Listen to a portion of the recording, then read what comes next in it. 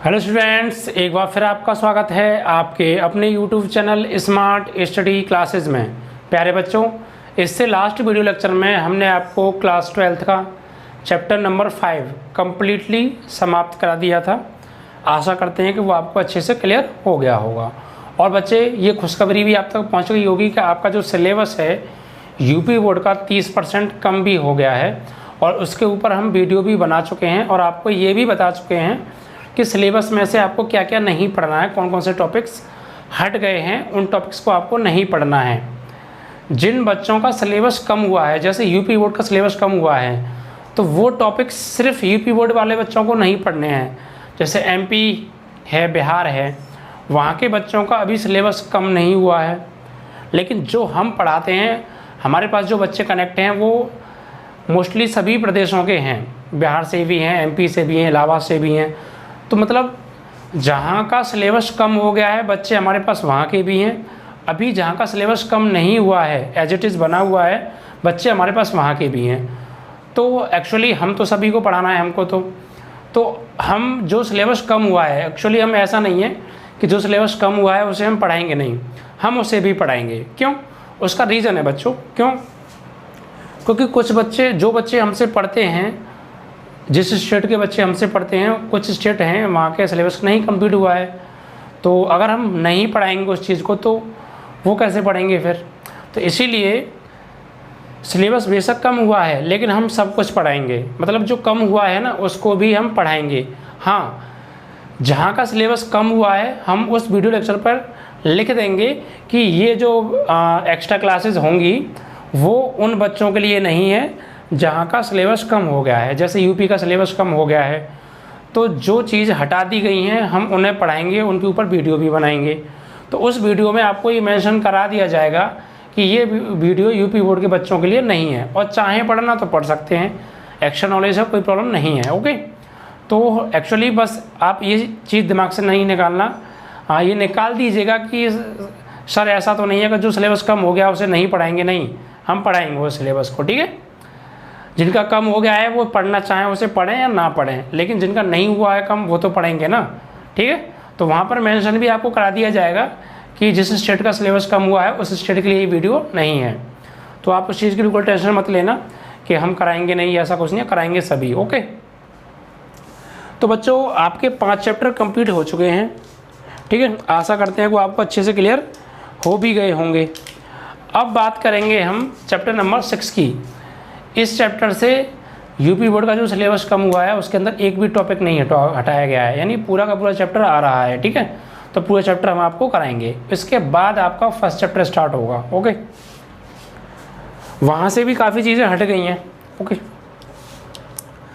देखिए चैप्टर का जो नाम है वो है आपका चैप्टर नंबर 6 है अवकलज के अनुप्रयोग। अवकलज के अनुप्रयोग यानी अभी तक हमने अवकलन के बारे में पढ़ा था।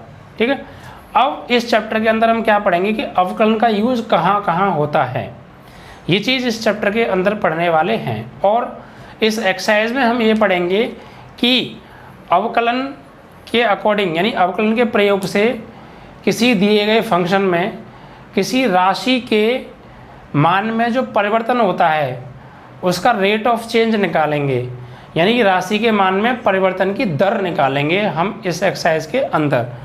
परिवर्तन की दर बच्चों हम 2 तरीके से निकालेंगे। एक तो टी के सापेक्ष टाइम के अकॉर्डिंग, भाई किसी राशि में परिवर्तन हो रहा है तो वो टाइम के रेस्पेक्ट में होगा, टाइम के अकॉर्डिंग होगा, और किसी में टाइम के अकॉर्डिंग नहीं होगा तो वो प्रश्न में खुद कहेगा कि इसके सापेक्ष आप अवकलन निकालिए।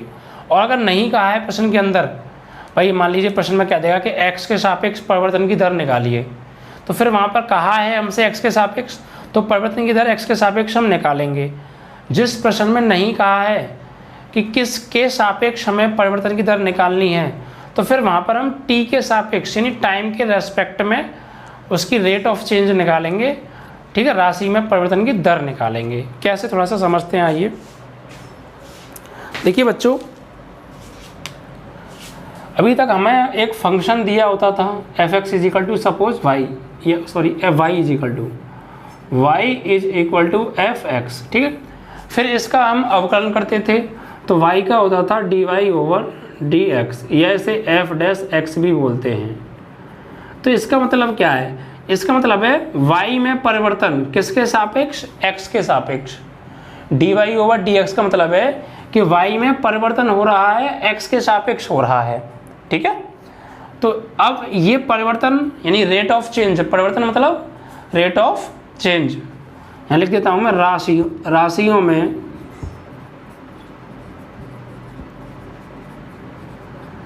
परिवर्तन की दर, rate of change in quantities, ठीक है। तो देखिए क्या करेंगे, यहाँ पर हम राशियों में परिवर्तन की दर बात करेंगे। तो जैसे हम बात करते हैं dy ओवर dx, तो dy ओवर dx का मतलब क्या है, dy ओवर dx का मतलब है बच्चों कि y में x के सापेक्ष परिवर्तन हो रहा है। क्या y में x के सापेक्ष क्या हो रहा है, परिवर्तन हो रहा है, ठीक है। अब ये परिवर्तन यहाँ पर इस चैप्टर के अंदर हम दो तरीके से निकालेंगे, मैंने जैसे आपको बताया था अभी। एक तो टाइम के रेस्पेक्ट में निकालेंगे और एक किसी अन्य के रेस्पेक्ट में। वो डिपेंड करेगा कि क्वेश्चन में कहा क्या है। अगर वो टी के रेस्पेक्ट में नहीं निकल पा रहा तो जिसके भी रेस्पेक्ट में वो चेंज निकल पाएगा, रेट ऑफ चेंज निकल पाएगा, वो उस प्रश्न के अंदर कहेगा कि x के सापेक्ष y में परिवर्तन की दर बताओ, या x के सापेक्ष आयतन में परिवर्तन की दर बताओ, या x के सापेक्ष क्षेत्रफल में परिवर्तन की दर बताओ। अगर वो कहेगा तो जिस राशि के सापेक्ष वो कहेगा उसके रेस्पेक्ट में निकालेंगे। अगर नहीं कहा तो टाइम के रेस्पेक्ट में निकलेगा फिर उसका, ठीक है। और टाइम के रेस्पेक्ट में निकालेंगे तो कैसे निकालेंगे, सपोज y में परिवर्तन निकालना है टाइम के रेस्पेक्ट में, तो dy ओवर dt। ये यानी यहाँ पर क्या है, इसको हम पढ़ेंगे y में परिवर्तन की दर और किसके सापेक्ष है, x के सापेक्ष, ठीक है। y में परिवर्तन की दर निकाल रहे हैं यहाँ पे, इसका मतलब है dy ओवर dx का मतलब है y में परिवर्तन हो रहा है x के सापेक्ष, यानी y में परिवर्तन की दर x के रेस्पेक्ट में, ठीक है। और इसका मतलब है y में परिवर्तन हो रहा है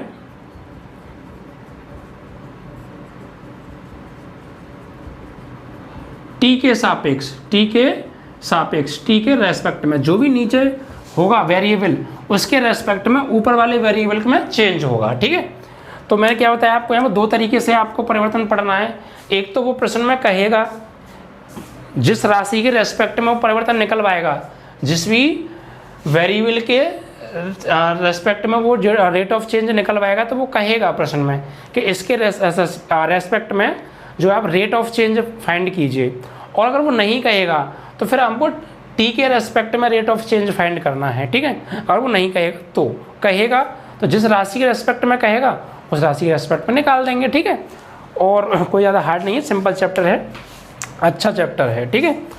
यहाँ पर देखिए बच्चों एक चीज़ और हमें दी होगी कि हमें यहाँ पर ना क्या क्या निकल पाएगा। जैसे मान लीजिए कोई सर्कल दे दिया, तो सर्कल में क्या करेगा, रेडियस दे देगा और रेडियस में x के रेस्पेक्ट में चेंज दे देगा और कहेगा कि इसके सर्कल के एरिया में परिवर्तन की दर बताओ, rate of change in area of circle, यानी सर्कल के क्षेत्रफल में, सर्कल के एरिया में रेट ऑफ चेंज निकल पाएगा, यानी उसके क्षेत्रफल में टाइम के सापेक्ष, अगर x की कहेगा तो x के सापेक्ष क्या परिवर्तन हो रहा है। तो कई चीज़ों यहाँ पर दे सकता है। जैसे अगर हम बात करें तो उस फॉर्मूले की हमें आवश्यकता पड़ेगी, मैं वो फॉर्मूले यहाँ पर लिख देता हूँ। जैसे अगर हम बात करें सबसे पहले वृत्त की, तो वृत्त की परिधि, ये फॉर्मूले यूज होंगे चैप्टर के अंदर, तो आप इनको वैसे बेसिक चीज़ें हैं, 6-7 क्लास की चीज़ें हैं, फिर भी मैं बता देता हूँ, आपको आने चाहिए, ठीक है। वृत्त की परिधि, सर्कमफ्रेंस ऑफ सर्कल, ये होती है 2πr, यहाँ r क्या है, वृत्त की त्रिज्या, ठीक है। दूसरा वृत्त का क्षेत्रफल, एरिया, a बराबर, परिधि को हम c से लिख सकते हैं सर्कमफ्रेंस, तो a बराबर होता है इसका क्षेत्रफल वृत्त का πr², ठीक है।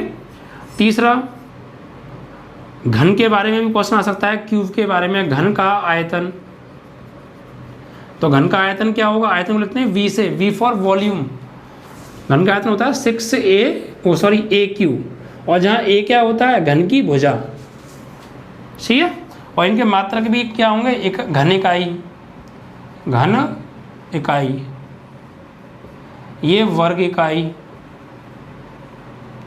क्षेत्रफल का मात्रा क्या होता है? वर्ग इकाई, और आयतन का घन इकाई, और लंबाई चौड़ाई का, लंबाई का क्या होगा? ओनली इकाई।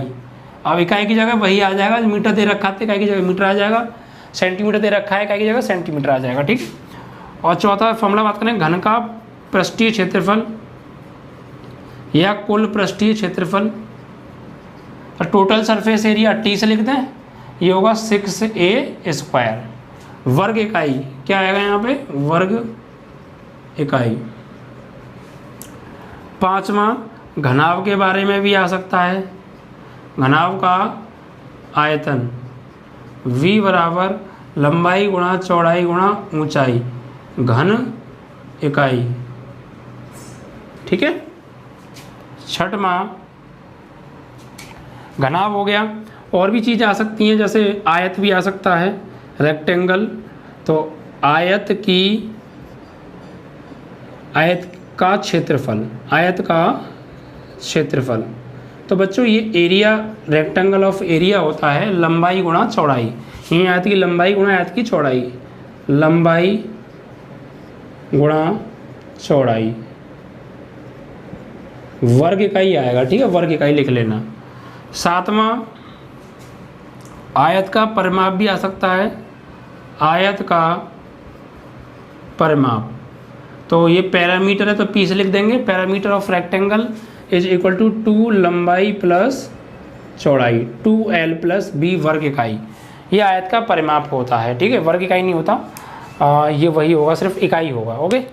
तो इस तरीके से आ सकते हैं। और भी आ सकता है आपका जो है सर्कल के बारे में पूछा जा सकता है क्वेश्चन, घन घनाभ हो गया, आयत हो गया, ठीक है, यही चीज़ें। अगर कोई और आएगा तो उसका फॉर्मूला हम जब देख लेंगे। तो ये फॉर्मूलों की आपको आवश्यकता है, ठीक है, तो इस चीज़ का विशेष ध्यान रखिएगा। अब देखिए इसमें एक चीज़ और कहेगा कि अगर मान लीजिए वो ये कहे कि आयतन में परिवर्तन की दर कैसे निकालेंगे, तो आयतन में परिवर्तन की दर कैसे निकालेंगे? आयतन में परिवर्तन की दर, तो देखिए अगर वो ये कह रहा है कि आयतन में परिवर्तन की दर x के सापेक्ष निकालो, तो आयतन में जो परिवर्तन की दर है वो x के सापेक्ष होगी, x के सापेक्ष कह रहा है, तो dv/dx होगी, ठीक है। v में रेट ऑफ चेंज, v का rate of change respect to x, यानी वॉल्यूम का रेट ऑफ चेंज निकाल रहे हैं हम, और किसके रेस्पेक्ट में निकाल रहे हैं? x के में। अगर वो कहेगा जिस राशि के रेस्पेक्ट में निकलवाएगा तो उस राशि के रेस्पेक्ट में निकालेंगे, नहीं कहा तो फिर टाइम के रेस्पेक्ट में निकालोगे, अगर कुछ नहीं कहा है तो यहाँ पर टाइम के सापेक्ष क्या हो जाएगा? dv/dt, ठीक है। तो मैं यहाँ पर मैं सभी में जो चेंज निकाल रहा हूँ वो टाइम के रेस्पेक्ट में निकाल रहा हूँ, और किसी अन्य राशि के रेस्पेक्ट में कहेगा तो वहाँ से निकाल देंगे, कोई प्रॉब्लम है नहीं। अगर बात करें क्षेत्रफल में परिवर्तन की दर, तो क्षेत्रफल में परिवर्तन दर को लिखेंगे dA/dt, इस तरीके से, ठीक है। इसका मतलब क्या है कि क्षेत्रफल में परिवर्तन हो रहा है t के सापेक्ष, ठीक है। रेट मतलब दर मतलब समय के सापेक्ष एरिया में चेंज, ठीक है।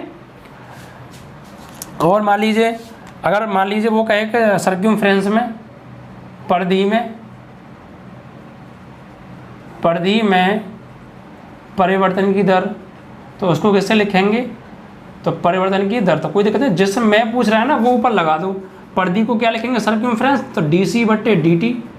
सर्कमफ्रेंस में rate of change of circumference at respect of t, okay. इसी तरीके से आयतन में कह सकता है, a में कहेगा तो dA/dt, p में कहेगा तो dp/dt, v में कहेगा तो dv/dt, ओके, t में कहेगा तो dt/dt, कैपिटल T/dt, ठीक है। तो ये बात आप समझ जाना। और r में भी दे सकता है, त्रिज्या में, भाई त्रिज्या में कहेगा तो त्रिज्या में क्या होगा? dr/dt। किसी घन की भुजा की बात भी कर सकता है, घन की भुजा में परिवर्तन तो क्या होगा? dA/dt। तो जिस में भी परिवर्तन होगा वो ऊपर, और बटे जिसके रेस्पेक्ट में होगा वो नीचे होगा, ठीक है। तो इतनी चीज़ समझने के बाद अब हम एक्सरसाइज पर आ सकते हैं, ओके। ये फॉर्मूले आप याद कर लीजिएगा।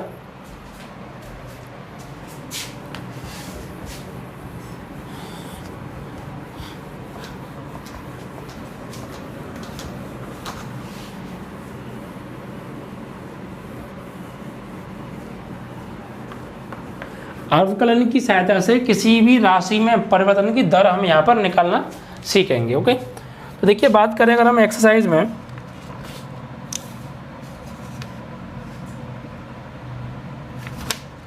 तो एक्सरसाइज के जब सवाल करेंगे तो अच्छे से आपको क्लियर हो जाने वाला है। जैसे पहले सवाल में बच्चों देखिए क्या है हमसे, वृत्त के क्षेत्रफल में परिवर्तन की दर इसकी त्रिज्या के सापेक्ष। देखिए पहले प्रश्न में ये कह दिया कि त्रिज्या वृत्त की क्षेत्रफल में परिवर्तन की दर निकालनी है, और क्या निकालनी है, त्रिज्या के सापेक्ष यानी आर के सापेक्ष। किसी में एक्स के सापेक्ष कहेगा, किसी में आर के सापेक्ष कहेगा, किसी में एम के, जिसके सापेक्ष कहे आप उसके सापेक्ष निकाल दीजिए, और नहीं कहा तो फिर टी के सापेक्ष निकालेंगे। ओके, तो वृत्त के क्षेत्रफल में परिवर्तन की दर निकालनी है आर के सापेक्ष। तो पहला सवाल यहाँ लिख देते हैं, वृत्त के क्षेत्रफल में परिवर्तन की दर आर के सापेक्ष।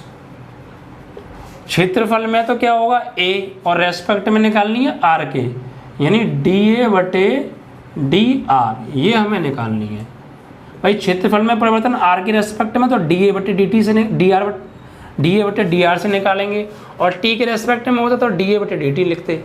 सही है, जिसके रेस्पेक्ट में उसका, ये हमें निकालनी है। और क्या दिया है बच्चों, ए हमें दे रखा है आर बराबर 3 सेंटीमीटर, और एक सवाल और है बी सी का, उसमें दे रखा है आर बराबर 4 सेंटीमीटर। तो बहुत सिंपल क्वेश्चन है बच्चों, ठीक है।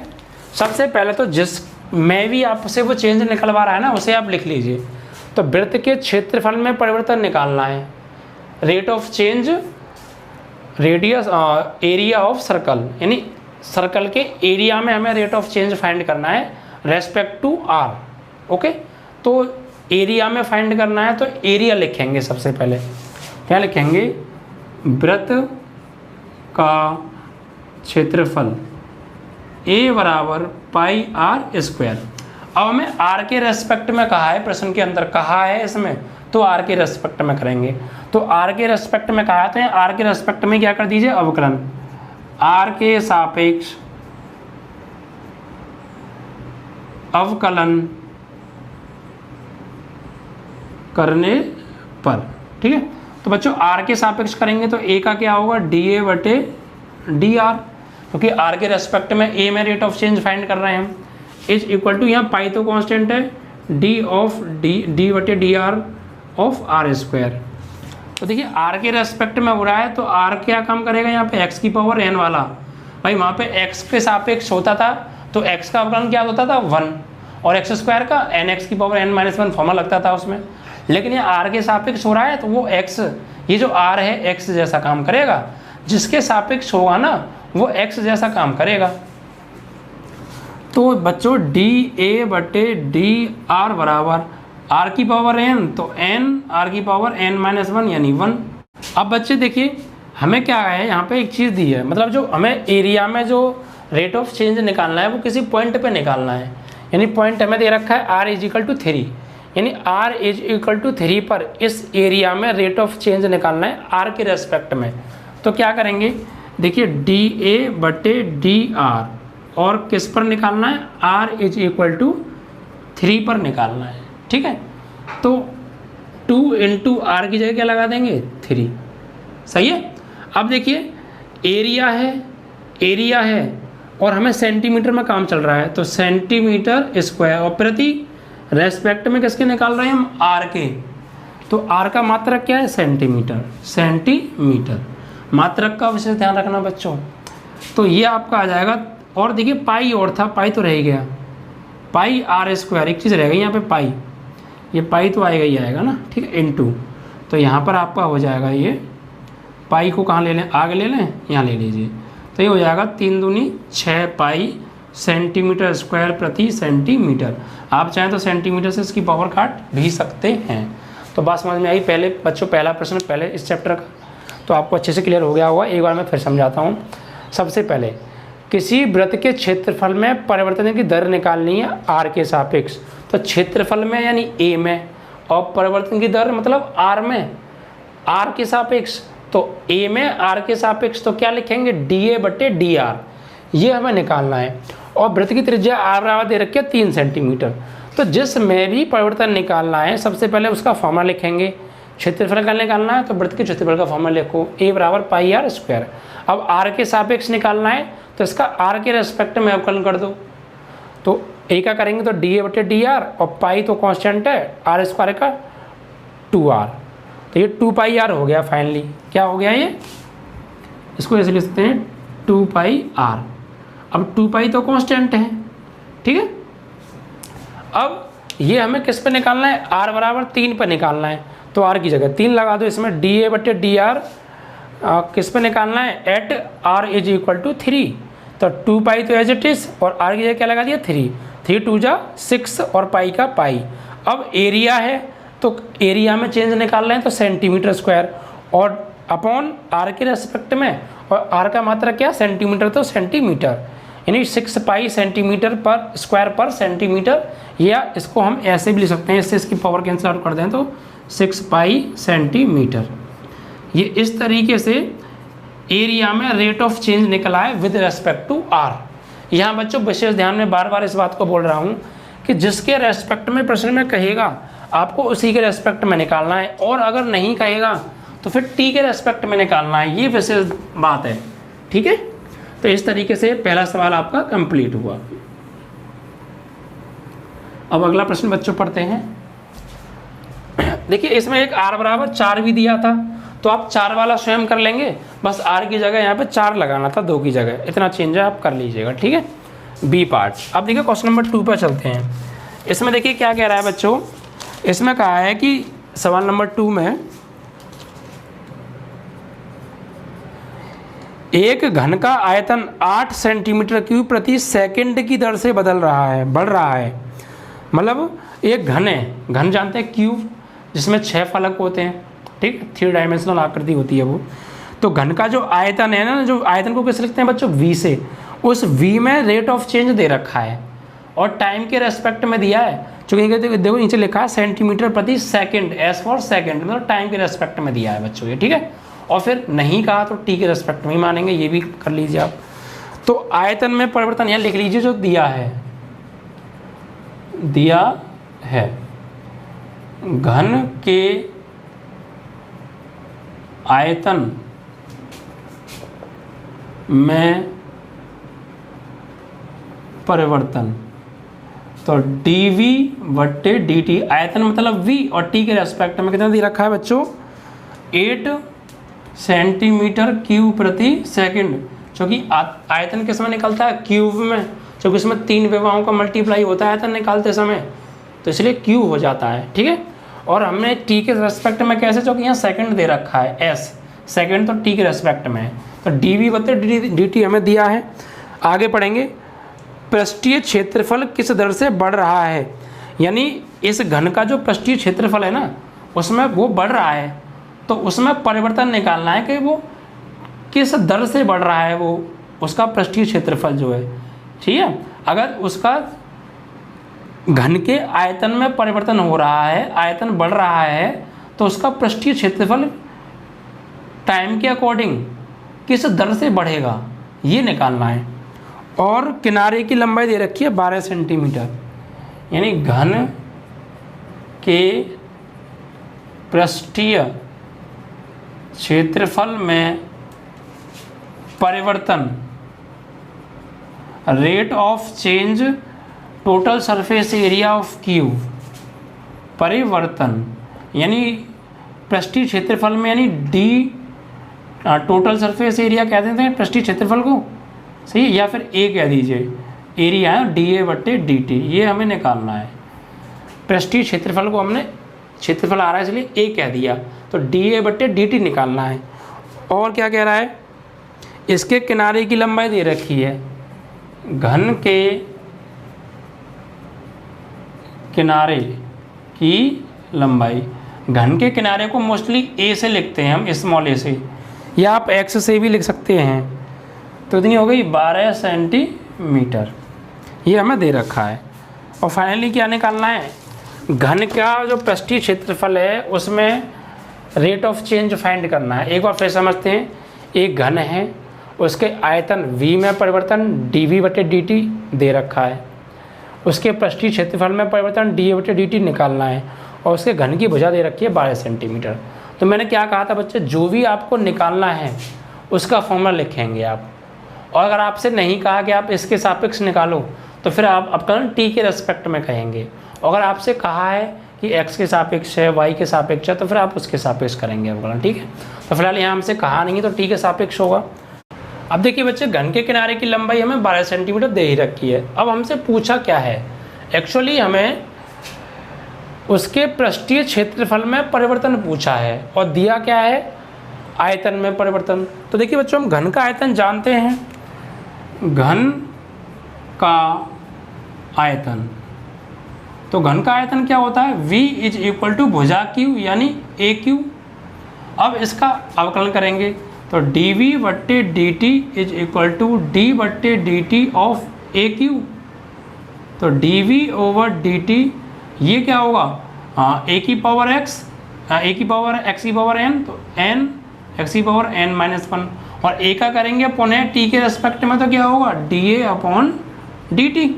ठीक है, t के रेस्पेक्ट में a का क्या होता है, dA/dt, a का 1 मत कर देना। हाँ, अगर a के रेस्पेक्ट में होता तो a का 1 होता, जैसे वहाँ पीछे अवकलन में x के रेस्पेक्ट में x का 1 होता था, लेकिन x के रेस्पेक्ट में y का तो 1 नहीं होता था ना, y का dA/dt होता था।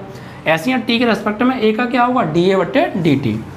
अब देखिए, तो यहाँ से आपको क्या कीजिए, dv/dt की वैल्यू तो हमें गिवन है, कितनी है, 8 सेंटीमीटर क्यूब पर सेकेंड, तो 8, और यहाँ पे 3a² dA/dt।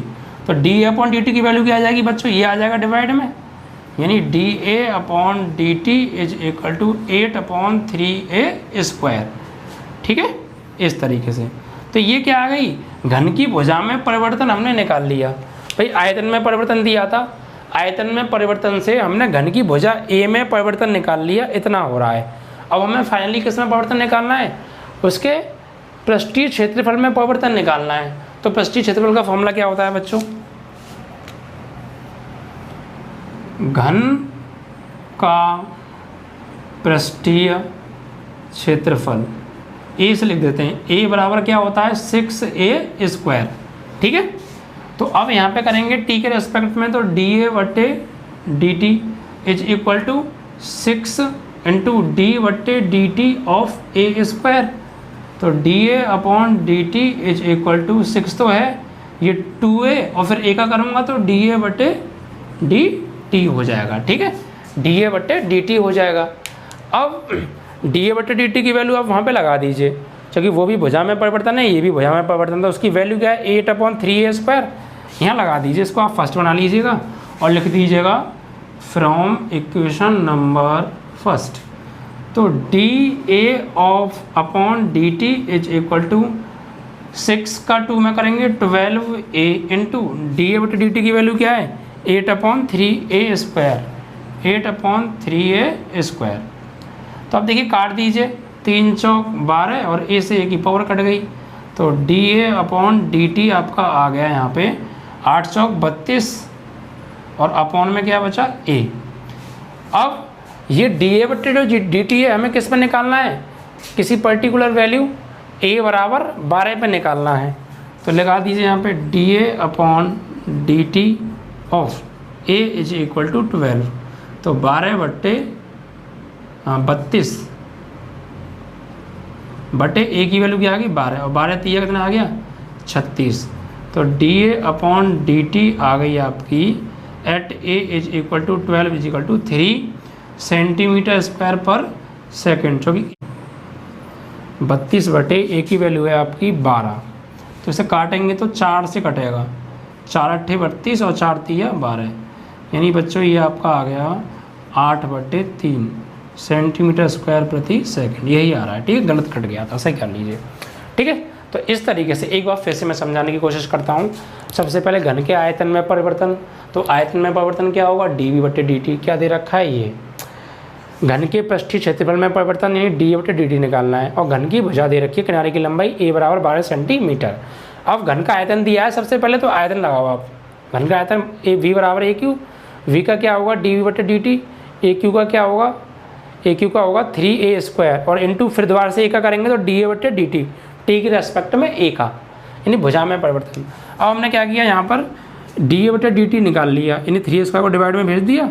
अब इसे समीकरण 1 बना लिया। अब फाइनली हमें क्या निकालना है, हमें निकालना है घन के पृष्ठीय क्षेत्रफल में परिवर्तन, यानी घन का पृष्ठीय क्षेत्रफल a बराबर क्या होता है 6a², तो a का होगा dA/dt, ये 2 आगे कर जाएगा तो कितना हो जाएगा 2 आगे करेगा 6 दूनी 12 या 6 × 2 कर सकते हो, और a का a और फिर दोबारा से a का करेंगे तो क्या हो जाएगा dA/dt।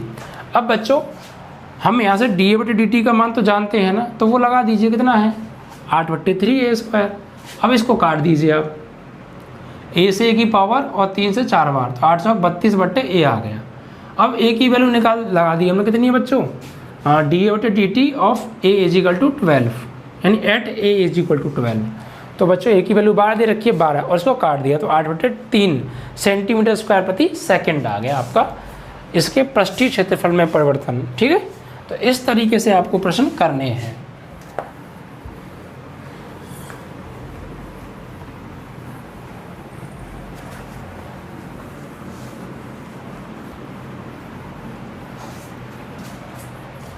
इसके बाद बच्चों अगले प्रश्न पे आते हैं। क्वेश्चन नंबर 3, एक वृत्त की त्रिज्या समान रूप से, क्वेश्चन नंबर 3 में कहा है कि एक वृत्त की त्रिज्या समान रूप से 3 सेंटीमीटर प्रति सेकंड की दर से बढ़ रही है। यानी जो वृत्त की त्रिज्या है ना, त्रिज्या में रेट ऑफ चेंज दे रखा है, rate of change in radius कितना दे रखा है, त्रिज्या बढ़ रही है तो परिवर्तन हो रहा है ना, तो क्या दे रखा है dR/dt 3 सेंटीमीटर पर सेकंड। ओके, यानी त्रिज्या में परिवर्तन। और इसमें ये तो कहानी किसके सापेक्ष, तो t के सापेक्ष ही निकालेंगे। वृत्त की त्रिज्या में परिवर्तन तो क्या होगा dR/dt, और कितना दे रखा है बच्चों, ये दे रखा है 3 सेंटीमीटर पर सेकंड, 3 सेंटीमीटर पर सेकंड। ओके, और आगे देखिए क्या कह रहा है, ज्ञात कीजिए कि वृत्त का क्षेत्रफल किस दर से बढ़ रहा है। यानी वृत्त के क्षेत्रफल में परिवर्तन हमको निकालना है, यानी dA/dt अगर कहें तो ये हमको फाइंड आउट करना है बच्चों। और त्रिज्या दे रखी है r बराबर 10 सेंटीमीटर, इतना हमें दिया है बच्चों। अब देखिए बच्चों, वृत्त की त्रिज्या में परिवर्तन dR/dt दे रखा है, और वृत्त के क्षेत्रफल में परिवर्तन dA/dt पूछा है और r दिया है। ठीक है, तो जो हमें पूछा है उसका फॉर्मूला लगाइए आप। तो यहाँ लिखिए आप, वृत्त का क्षेत्रफल a बराबर πr² होता है। ठीक है बच्चों, देखिए ये कहा है कि वृत्त, अगर कोई वृत्त है उसकी त्रिज्या बढ़ रही है, और जाहिर सी बात है अगर कोई वृत्त है उसकी रेडियस इतनी है पहले, और क्षेत्रफल कितना होगा, अगर रेडियस ये है मान लीजिए r, तो क्षेत्रफल कितना होगा, ये पूरा ये होगा πr²। अगर रेडियस में और बढ़ा दूँ इतनी, तो क्या क्षेत्रफल और नहीं बढ़ जाएगा, ये क्षेत्रफल बढ़ नहीं जाएगा। तो बस यही पूछा है किस दर से बढ़ रहा है, 1 सेकंड में कितना बढ़ रहा है। अगर त्रिज्या 1 सेकंड में बढ़ रही है 3 सेंटीमीटर, अगर त्रिज्या किसी वृत्त की त्रिज्या 1 सेकंड में 3 सेंटीमीटर बढ़ रही है, तो 1 सेकंड में क्षेत्रफल कितना बढ़ेगा वो हमें निकालना है। क्षेत्रफल में परिवर्तन respect to t, rate of change in area with respect to e। Okay, तो area dA/dt is equal to pi, तो कॉन्स्टेंट है, r का क्या होगा 2r, और फिर r का करेंगे तो dR/dt। अब जो चीज़ इसमें गिवन है वो देख लीजिए। तो बच्चों में dA/dt तो निकालना है, और ये क्या हो गया 2πr, और इंटू dA/dt की वैल्यू कितनी बच्चों 3 सेंटीमीटर पर सेकंड। तो ये हो जाएगा dA/dt बराबर 3×2 = 6πr, सही है, और सेंटीमीटर स्क्वायर पर सेकंड। अब देखिए हमें पर्टिकुलर वैल्यू r = 10 पर निकालना है, तो dA/dt r = 10 पर, तो यहाँ लगा दीजिए 6πr की जगह कितना हो गया 10 सेंटीमीटर स्क्वायर पर सेकंड, तो 10 × 60 पाई सेंटीमीटर स्क्वायर प्रति सेकंड की दर से उस वृत्त के क्षेत्रफल में परिवर्तन होगा, यानी बढ़ रहा है। 1 सेकंड में 60 पाई सेंटीमीटर स्क्वायर बढ़ जाएगा क्षेत्रफल, यदि त्रिज्या 1 सेकंड में 3 सेंटीमीटर बढ़ेगी तो, ठीक है, इस तरीके से। तो आपको समझ में आ गया ना, हम अवकलन की सहायता से किसी राशि में परिवर्तन निकालते हैं। अब वो परिवर्तन हो सकता है घट रहा हो या बढ़ भी सकता है, ठीक है, कुछ भी हो सकता है। अब देखिए इसके बाद आएगा बच्चों क्वेश्चन नंबर 4।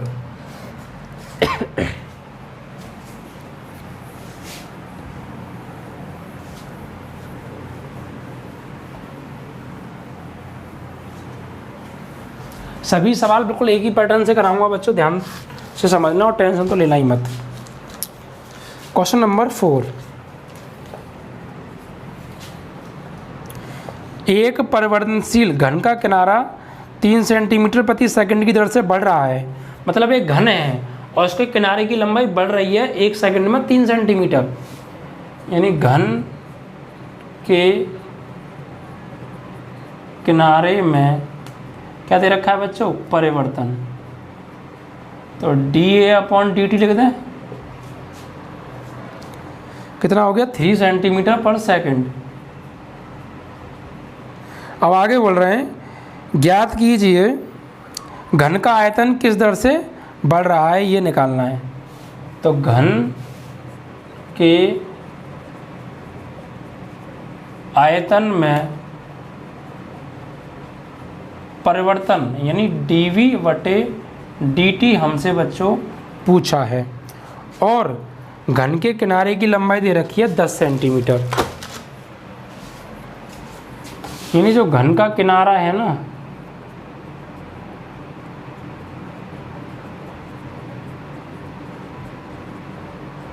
A बराबर 10 सेंटीमीटर है। तो सबसे पहले बच्चों घन के किनारे में परिवर्तन निकालना है, और घन का किनारा दिया है, परिवर्तन दिया है और किनारा दिया है, घन के आयतन में परिवर्तन निकालना है। तो घन का आयतन क्या होता है,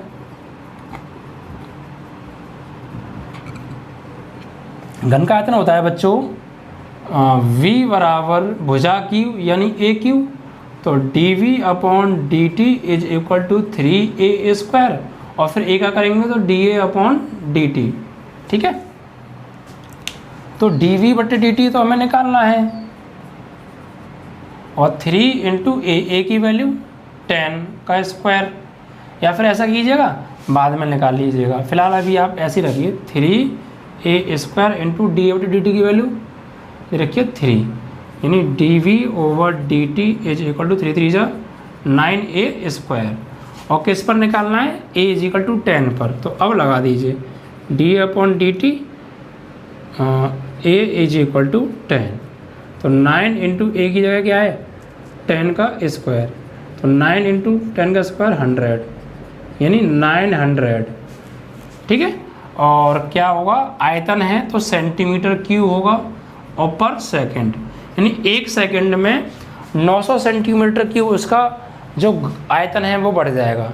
अगर कोई घन है, उस घन की भुजा में 1 सेकंड में 3 सेंटीमीटर का परिवर्तन हो रहा है, और उसकी घन की भुजा की लंबाई 10 सेंटीमीटर है, तो उसके आयतन में कितना बढ़ जाएगा 1 सेकंड में, 900 सेंटीमीटर की बढ़ जाएगा। ये है इसका मतलब, समझ में आया नहीं आया। इसके बाद देखिए बच्चों 5वां क्वेश्चन है, इसको ना थोड़ा सा आप ध्यान से समझिएगा, क्योंकि इसमें एक स्टोरी टाइप से दे रखी है, एक बार को यह समझ लीजिए आप, और आपको ना वो समझनी है, ठीक है, आपको वो समझनी है और क्वेश्चन उससे बनाना है।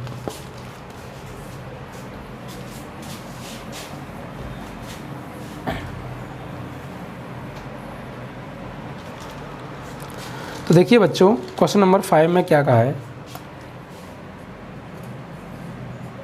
और ये जो क्वेश्चन नंबर 5 में बात कही है ना, हो सकता है आपके बचपन से जुड़ी हो, क्योंकि मेरे बचपन से तो जुड़ी है बच्चों। मैं तो ऐसे बचपन में ज़रूर करता था, शायद आप भी करते हो। आइए देखते हैं क्या कहा है इसमें। इसमें कहा है एक स्थिर झील है।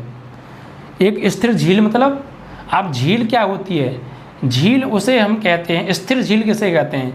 स्थिर झील वो होती है कि एक बहुत गहरा गड्ढा हो और उसमें पानी भरा हुआ हो, बहुत गहरा हो, और वो पानी स्थिर हो, मतलब वो गति नहीं कर रहा हो पानी। जैसे नदी का पानी क्या करता है? गति करता है, पानी आगे बढ़ता है। वो चारों ओर से लॉक है पानी, और पानी भरा हुआ खड़ा है उसमें, तो उसे बोलेंगे स्थिर झील। या आप पोखर भी ले सकते हैं, कोई पानी भरा हुआ गड्ढा। तो एक स्थिर झील में एक पत्थर डाला जाता है और तरंगें वृत्तों में 5 सेंटीमीटर प्रति सेकंड की दर से गति से चलती हैं। जब वृत्ताकार तरंग की त्रिज्या 8 सेंटीमीटर है तो उस क्षण घिरा हुआ क्षेत्रफल किस दर से बढ़ रहा है? बच्चों बात समझ में आई कुछ? देखिए, आपने कभी, मैं एक एग्जांपल देता हूँ, आपने बचपन में देखा होगा या अभी भी देखते होंगे बचपन में। क्या, सपोज एक पानी से भरा हुआ गड्ढा है, इसमें पानी भरा हुआ है, तो आपने ना यहाँ पे एक पत्थर फेंका, आपने यहाँ पत्थर फेंका तो क्या हुआ? आपने देखा होगा फिर इसमें वेव्स उत्पन्न होती हैं, लहरें बनती होंगी। देखो, जैसे आपने यहाँ पत्थर फेंका ये, तो पानी जो है ऐसे करके आगे की ओर बढ़ता होगा, ऐसे करके।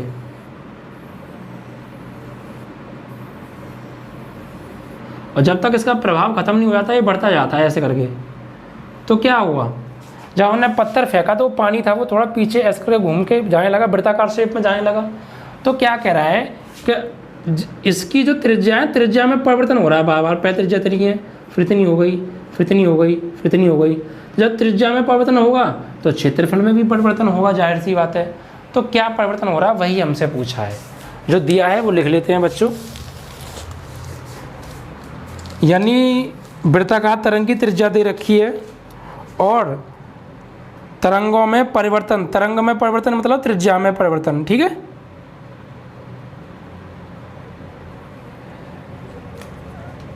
तरंगों में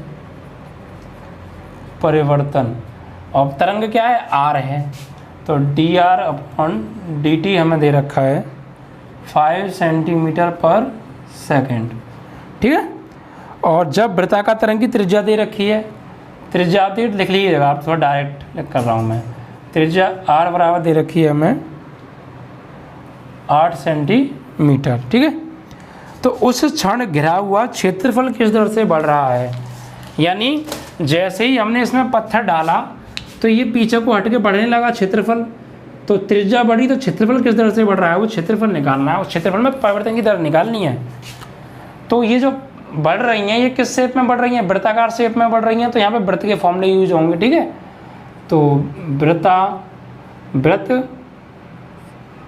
का क्षेत्रफल ए बराबर पाई आर स्क्वायर, तो d a upon d t, a rate of change in area is equal to 2 pi r, और फिर आर का d r over d t, तो d a over d t is equal to 2 pi r, और d r over d t value दे रखी है 5, तो d a upon d t बराबर 10 पाई आर।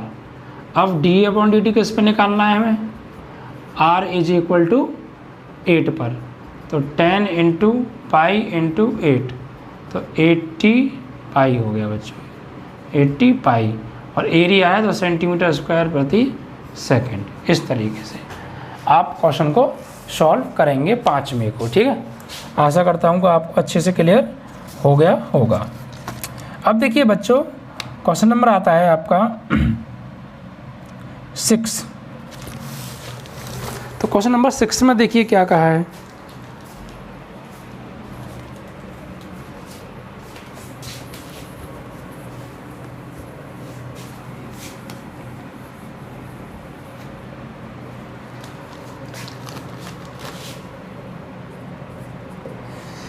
इसमें कहा है कि एक वृत्त की त्रिज्या 0.7 सेंटीमीटर प्रति सेकंड की दर से बढ़ रही है। इन त्रिज्या में परिवर्तन हो रहा है, तो वृत्त की त्रिज्या में परिवर्तन मतलब डी आर बटे डी टी। कितना दे रखा है 0.7 सेंटीमीटर प्रति सेकंड। इसकी परिधि की वृद्धि की दर क्या है, यानी वृत्त की परिधि में परिवर्तन निकालना है। वृद्धि मतलब परिवर्तन, तो सी से लिखते हैं सर्कमफ्रेंस को, यानी dc/dt लिखते हैं, ये हमें निकालना है। ठीक है। और क्या दे रखा है बच्चों, r दे रखी है 4.9 centimetre, r is equal to 4.9 centimetre. ठीक है। ये तो देखिए बच्चों, परिधि में परिवर्तन पूछा, वृत्त की में, तो वृत्त की परिधि क्या होगी, तो वृत्त की परिधि c बराबर 2πr, तो dc/dt बराबर 2πr। अब t के रेस्पेक्ट में हो रहा तो r का क्या होगा, dr/dt, तो dc/dt बराबर 2π, और dr/dt की वैल्यू क्या दे रखी है बच्चों 0.7, तो dc/dt इज इक्वल टू 7 दूनी 14, यानी 1.4 पाई। अब देखिए r की इसमें आवश्यकता पड़ी ही नहीं, तो ये आपका हो जाएगा dc/dt बराबर 1.4 पाई सेंटीमीटर प्रति सेकंड। r इसमें बचा ही नहीं, r लगाते कहाँ से। ठीक है, तो यही हमारा आंसर हो गया। ठीक है।